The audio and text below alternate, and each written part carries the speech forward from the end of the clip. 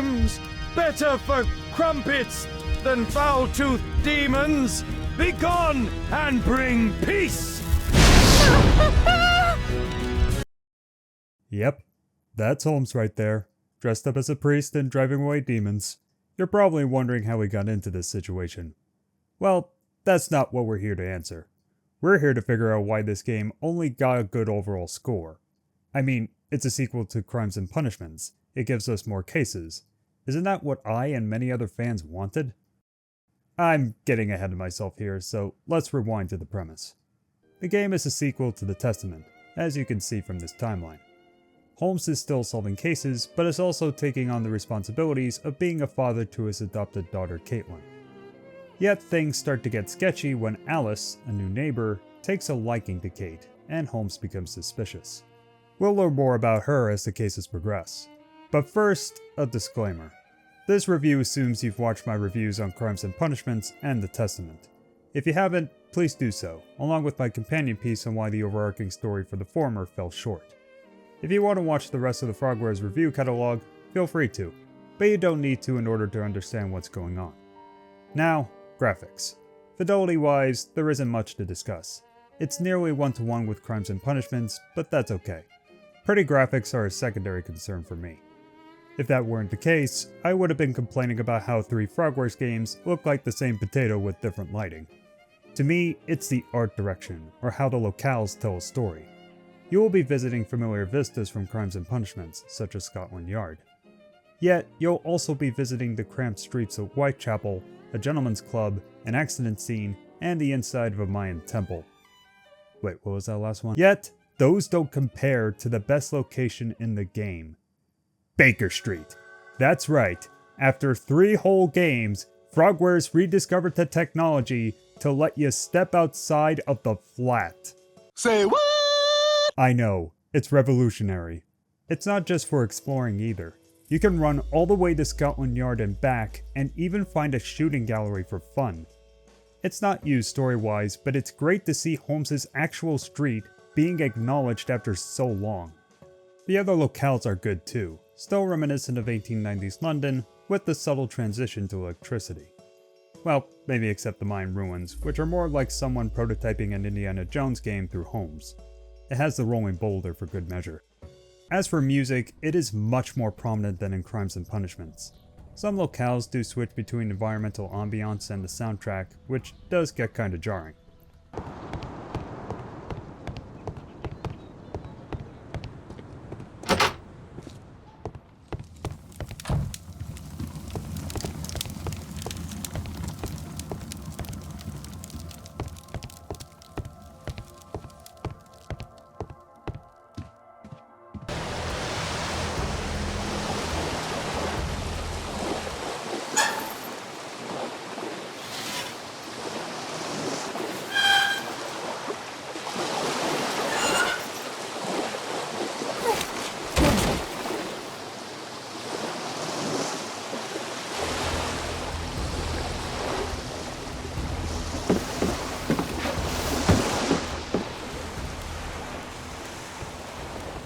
Yet, the music's mixing is so much better.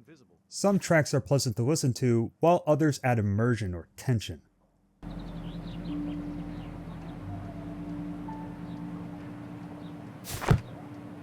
He recently purchased Chinese tobacco.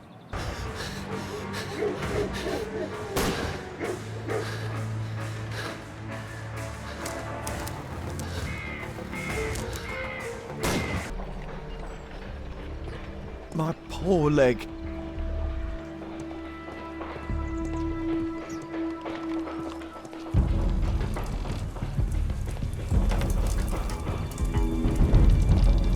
This cab was set on fire by the explosion at the lamp shop. However, while I do say the fidelity, locations, and music are great, Holmes and Watson underwent drastic redesigns. Holmes' design is okay, looking a bit rougher and gruffer. I always thought stubble-faced Holmes was superior, and this game proves my case. Watson, though, almost looks like a different character. Frogwares has been pretty consistent with Watson up to the Testament, giving him the David Burke or Edward Hardwicke treatment. When I look at this Watson, my mind pictures the final form of Kenneth Branagh's Poirot. Not to mention the voiceovers. Oh, I didn't have the pleasure to... I am Dr. John Watson. Could we provide you with any assistance? She is not the concern, Watson. I'm... Then, what is this about? That child standing sniffling behind her. Wait, I know those voices. Are they? I freaking knew it! Holmes's actor kinda deepens his voice to pass off as older Holmes, but that's definitely the actor from the Awakened remake, as is Watson's. But wait. That means Andrew Wincott was Dark Mage Watson before becoming Rosary Watson. A conversion of epic proportions! I don't mind Andrew Wincott as Watson since he's the closest to David Riley. Still, it doesn't really evoke the older Watson from the Testament. Grant, treating those in need is a noble calling. You underestimate the importance of your work. Well, Mr. Holmes is relapsing. This illness that he has seizes him when he finds himself with nothing to do. He becomes completely asocial. And alas, this is a very difficult, medically incurable case. Now this must stay between us. Alex Jordan as Holmes is what I take issue with. Not because he isn't good, but because it's inconsistent. Frogwares has changed Holmes' voice actor throughout the years, but the voices since the Silver Earring have been similar to a certain degree, as if Holmes has been aging throughout the games. Alex Jordan sounds like a voice impressionist who's not even trying to mimic the character he's supposed to be playing. Tobias and the Archangel Raphael by Adam Elsheimer, German painter. The Archangel should ask what kind of bait he used. First of all, I must apologize for the distress that this has caused you, and for my behavior, which was, I know, quite abominable. It's in Whitechapel, sir. But I ain't got no money to pay. Who asked for money, Tom? Your case seems to be the very medicine I need. I'll meet you there shortly. Oh, come on, Toby. Your soap bath couldn't have been as bad as that. It's not just Holmes though. Lestrade got a new voice actor, and it's hard to tell whether he's supposed to be an older Lestrade. Keeping the model exactly the same doesn't help things either. And now here comes Mr. Holmes. Lestrade, are you here to receive a prize as well? Very amusing, Holmes. You can go home. The ceremony's been cancelled. We've got a murder scene here. Really? And to think I only came here for my prize. I know, Holmes. I saw your name on the list of finalists. I'm not saying the voice actors are bad. They do well as their respective characters.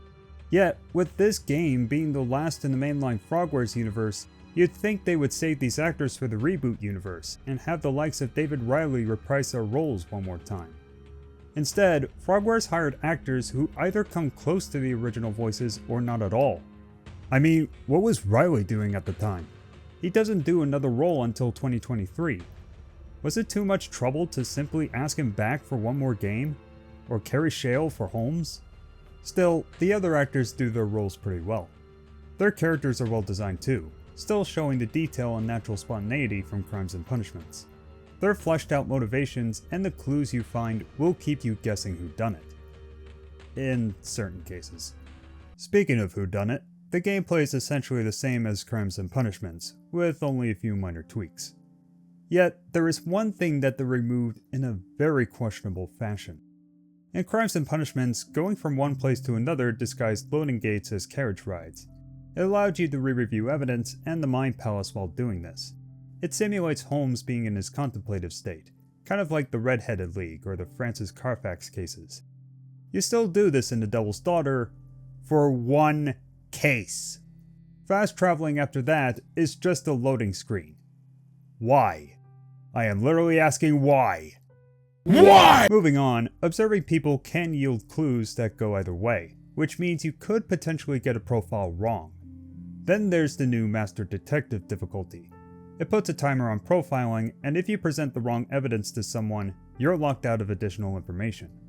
However, these tweaks barely matter. You could get profiles wrong and show the wrong evidence, but you'll still have enough clues to find the right suspect. The most significant changes are the minigames and puzzles. The lockpicking minigame now boils down to using the correct picks.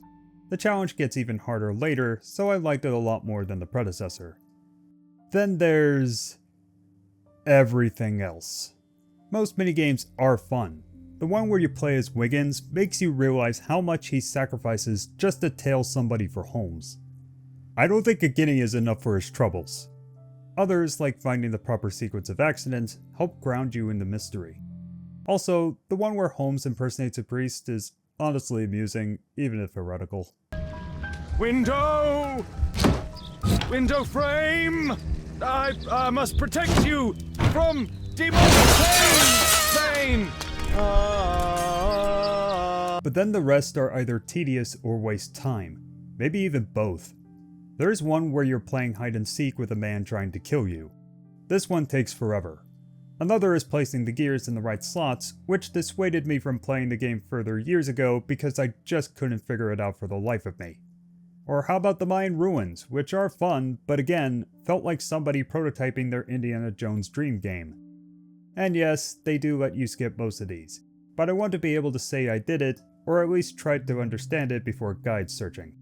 I could have done without a couple of the minigames or cutting their length. Otherwise, a few of these do feel like padding or to bring in the action crowd through QTEs or the gosh darn chase scenes. At the end of the day though, it's the quality of the cases that matters. The good news is that they're originals, but a couple did remind me of other established Doyle stories. The bad news is that most of the footage shown here comes from the first two mysteries, since they pretty much spoiled themselves by the end. In fact, I think this is where most people either stop or develop sour opinions about the game writing. Even I thought the cases from there were going to just hand me the answer. The other good news is that the following two mysteries don't do this. I found myself questioning whether the resolutions were correct, and even got thrown off by a couple of clues that seemed to point to one person but actually pointed to another. The absolve or condemn function is there, but the morality score was removed. That's okay. It never resulted in anything besides slightly different outcomes. Still, this transition from mediocre cases to great ones is most likely why The Devil's Daughter got the scores it did. There were complaints about the graphics and a lack of innovation, but the ones about the story being lackluster, the puzzles being simple or padding. I can't help but wonder if it's because the first half of the game was lackluster, and people's minds were tainted from that moment forward. If that's the case, I wouldn't blame them. It's one thing for a game to start slowly and ramp things up as you go along. Yet the game's quality should at least be good, if not excellent from the start. Such a beginning gives players a reason to stay, to enjoy more of the content. The Devil's Daughter starts with very middling quality and only gets great halfway through. Despite this, I started liking the game more than I thought I would. Plus, having profiling on a timer and no takebacks on thwarting lies really tested my own skills, even if they don't matter to the big picture. Still, either you develop a sour taste and stop playing, or look past the bad and appreciate the good. Maybe you play all the way through and still have the sour taste because you at least want to find out if there was some kind of payoff. Younger me started in the first camp, but present me is now in the second. While I won't discuss the cases, I will discuss the background story that unfolds throughout. The predecessor's background story was entirely unnecessary and could have been its own case. The Devil's Daughter learned from that mistake and gave us the best story Frogwares had written up to that point. You feel the game is building to something, and when you reach the final case, it all comes together perfectly. Elaborating on it means spoilers. If you want to avoid that, go to here.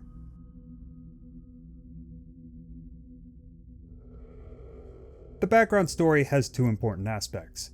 The first is Holmes' paternal struggles with Caitlin. As you might notice, Holmes trades his crime and punishment book for a book on maternity.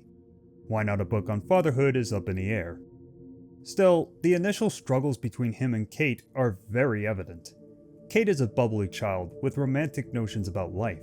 She's allured by what is exciting, what is forbidden. Which is why the Testament sees her already pregnant by the time she gets married. She's the polar opposite of Holmes, who wants her to be safe and have a good education. Which also means gatekeeping a Wiggins and Kate ship. Father, that boy Wiggins, does he come here very often? He helps occasionally in some of my cases. Why do you ask? I'd like to talk to him. Talk to him? Father, back at school there are only girls to talk to, and they are so boring. I'm sure Wiggins has lots of exciting stories to tell about his life in London. It would be so romantic. You know that Wiggins hasn't had the most fortunate life. Holmes, you don't know the half of it. Yet, Holmes also thinks this means keeping her in the dark about Moriarty being her father, which Watson disapproves of. Don't you think it's time to tell her? To tell her what, Watson? Well, about her father. Never. Absolutely never. Do you hear me? Holmes, you were responsible for the death of her father. You owe her the truth. She is old enough now. I would lose her. Can't you see that? She must never know, Watson. Is that clear? Holmes. It won't and can't happen. Sidebar, I'm no expert in how much a child remembers, but it hasn't been that long since the Testament. Kate would likely remember who her father was. Yet, it's what makes Holmes relatable, more so when Kate starts behaving like a brat, as most children do. What on earth for? Perhaps because it is my birthday today? I'm so sorry, Kate. With Wilde's visit, Look, here's some spending money. Go and treat yourself to a thing. All right. I'll go then. Kate. You never do anything right. All right. Come here. I've had enough of you not caring about me. I do care. I've just had a difficult night. Yes, Alice told me about the bomb, but you wouldn't. Kate, I only want to protect you. You don't understand anything. I wish Alice would adopt me. Don't be ridiculous. I don't know why my parents entrusted me to you. Did they really know you? Kate! Come back! Man, Holmes is trying so hard to be a good parent. If you ever had to take care of a child, whether it be your own or maybe a niece or nephew, you know the struggle of high-energy children and making sure they don't bite their sister's finger out of curiosity for the third time. I know some may find Kate annoying because of this. At least one reviewer expressed grievances over her. Yet, as someone who has first-hand experience helping to take care of children, Holmes' struggles really clicked with me on a deeper level. The second aspect is the suspect of this background case, Alice de Boissier, Holmes' new... Wait. Why does she look like Miss Fleming from the Awakened remake? Anyways, she's Holmes' new neighbor and has taken a liking to Kate, even giving her little gifts and piano lessons behind Holmes' back. Our neighbour lent me a book. She is so kind. I think she likes you. I doubt that. How is your investigation going? It's going. Dracula? Yes, it's forbidden reading at my boarding school. Did you know? Well.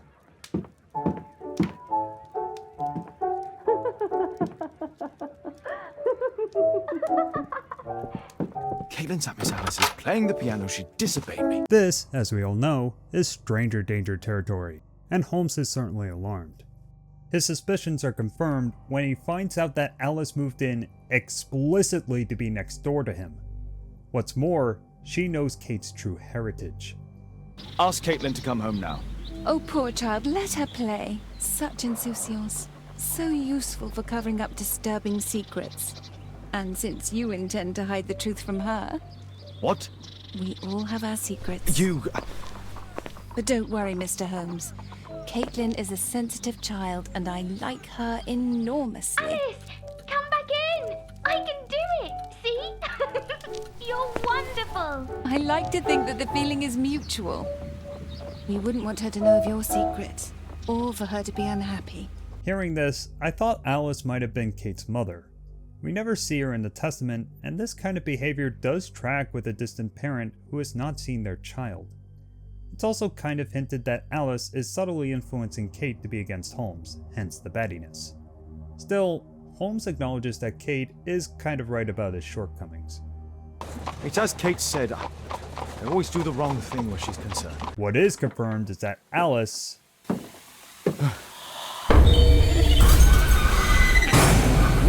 Oh my god. Is Dark Mage Watson's apprentice. Say what? Oh, she's also the daughter of both a voodoo practitioner and a criminal Holmes who arrested a while back. William Hamilton. But I know him. He was a bandit who I arrested 20 years ago. These are very much red flags that Holmes should get the police and arrest Alice's butt. Instead, he tries to confront her. I had hoped to learn something about my father from you. get some answers as to my identity, when strangely enough I find that you yourself are a riddle, even to your own daughter. You shouldn't involve my daughter in your sick problems. You're only confusing her. It's over. She doesn't know it yet, but I'll be leaving soon. I've finished my business here, and you will never hear from me again. Again, a wise person would recognize this as a kidnapping. Yet, Holmes isn't thinking clearly right now, more worried about Kate hating him for keeping secrets from her. Also a case involving an accident. So, after that, the inevitable happens. Holmes, at last you're back. We can't find Kate. What? She went for her lesson, but the teacher says that Kate never arrived. Mrs. Hudson! She's gone out to ask around the neighborhood. This is where we see Holmes's paternal instincts shoot to over 9,000. He questions Alice almost ruthlessly and is cutting down doors like he's in The Shining.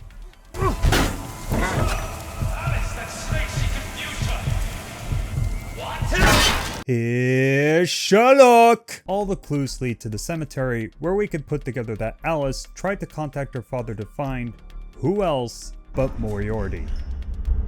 Holmes. Sherlock Holmes. Well, you have to understand, he is your worst enemy. But because he so loves to hide behind the mask of his dubious morality, he would never kill you. This is giving me more questions than answers. Moriarty made it clear that he entrusted Kate to Holmes because he was the only man equal to him. Now you expect me to believe that he was playing 4D chess to ensure Kate would take Holmes down? This assumes that Kate remembered who her father was, which she clearly didn't despite a photo of the two of them together. Also, who made this crypt? Clearly Moriarty didn't, and neither did Alice, since she had to perform the ritual to find it. Is there a follower out there? Finally, is Moriarty in cahoots with Cthulhu or something? His voice was clearly emanating from the statue. Well, those never get answered because Alice locks us in. We escape by completing the astrology puzzle, which is more annoying than the cog one. If I made it this far in my younger years, I probably would have let Holmes rot in that grave for eternity. Yet, we get out, and Watson finds us. Wasn't he supposed to make sure Alice didn't escape? Holmes, she tricked me. She... Blah blah blah, you let her go because she's your magical apprentice. Admit it! Not all hope is lost because Holmes puts together where Alice and Kate could be. A burning ship on the horizon. We manage to reach it, and now Holmes has to talk Kate out of a death pact with Alice. While also dodging stuff like an action hero. Convincing Kate means being honest with her, as Holmes is with Rochester in The Awakened. It also means admitting Holmes killed Moriarty, even though he just let Hans go all Gollum on him. Still, it does work out. I don't know what I'm doing!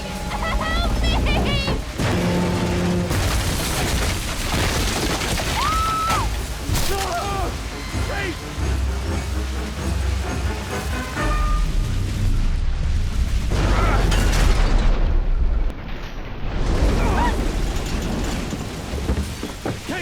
Oh, God. Alice burns, and Watson rows father and daughter to shore. Their bond now stronger than before. Daddy, I'm so sorry. I'm sorry too, Kate.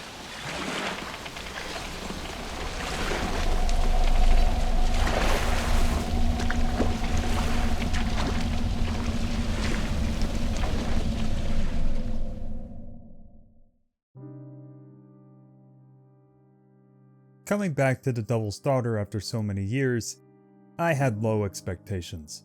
The cog puzzle was still fresh in my memory, and I assumed that's what the other puzzles would be like. It didn't help that the first two cases were bland in terms of outcomes, and the mini-games dragged on longer than they should have. Yet, playing further than the second case, I actually liked it a lot.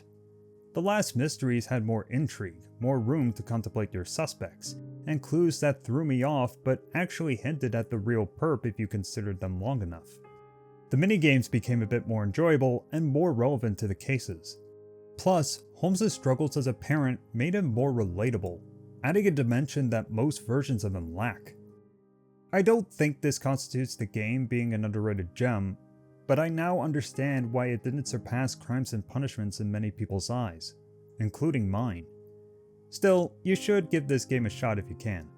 When you get past the first 2 mysteries, you may grow to enjoy it just as much as I have. With that, thanks for watching.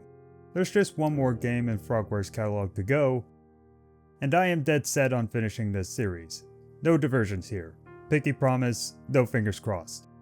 Still, if you haven't checked out my other reviews and analyses yet, please do. I'll see you all next time for the finale.